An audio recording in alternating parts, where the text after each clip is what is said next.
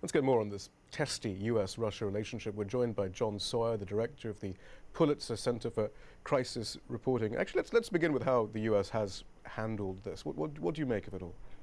Well, I think the U.S. For several years now has mishandled the situation in Georgia, and we've played the role of enabling some of the worst instincts, I fear, in the Georgian government, and the way that Mikhail Saakashvili has approached this, thinking that he could be, in effect, an extension of the West, a partner of the United States.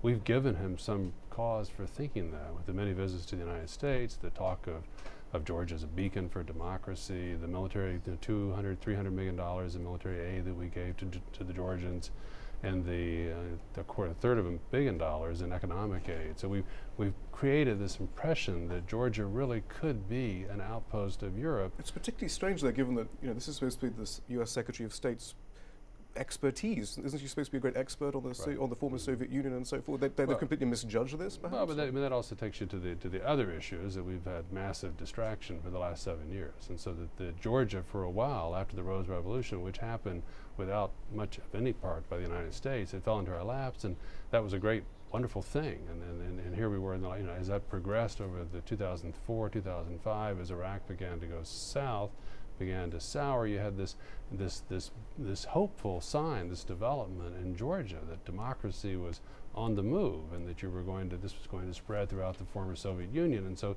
it was attractive and seductive in many ways for the Bush administration to play up that part of it. So is there a sense, though, when people ask the question, well, there must have been a green light from Washington, or there must have been some assurances that there wasn't one green light, there's just been a big green light for the last few years in that case. Right. I think in fact there was, at best, an amber light, probably a red light to any talk of Saakashvili doing what he did in terms of going into South Ossetia last week. I'm sure that he was told, I'm quite confident he was told by U.S. officials, by European officials, don't do that. You're nuts if you do that.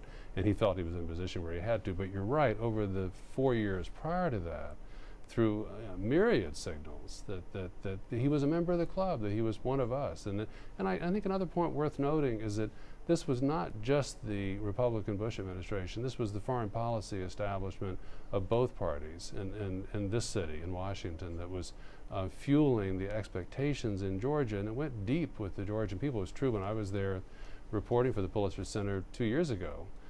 We have three journalists who are there reporting now, but it was apparent 2 years ago that the average Georgian also felt that if they were not in NATO already, they soon would be. They would be part of the European Union, and we would come to their defense. As far as the relationship with Russia now, I mean, the sort of language we're getting from Washington, from Ambassador Khalilzad, from Mr. Bush, is pretty uncompromising.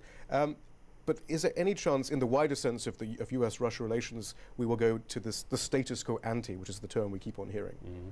I think highly unlikely, but in the sense, if you mean that we're going to go back to a situation where the Russians are simply on a peacekeeping role, or even less in those two regions, the breakaway regions.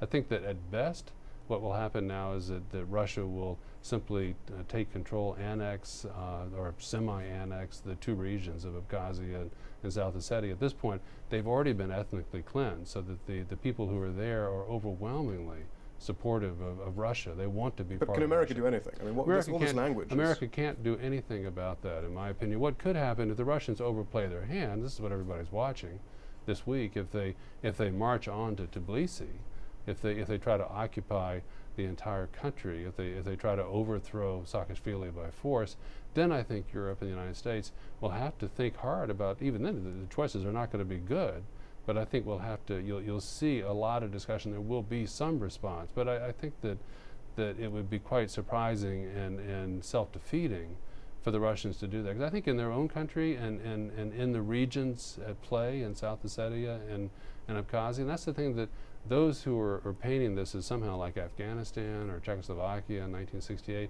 they need to pay attention to the response, the reaction of the people on the streets in South Ossetia and Abkhazia as the Russian troops are coming in and taking control. Most of them so far have been very relieved, very happy that they're there. Jon Sawyer, thank you very much.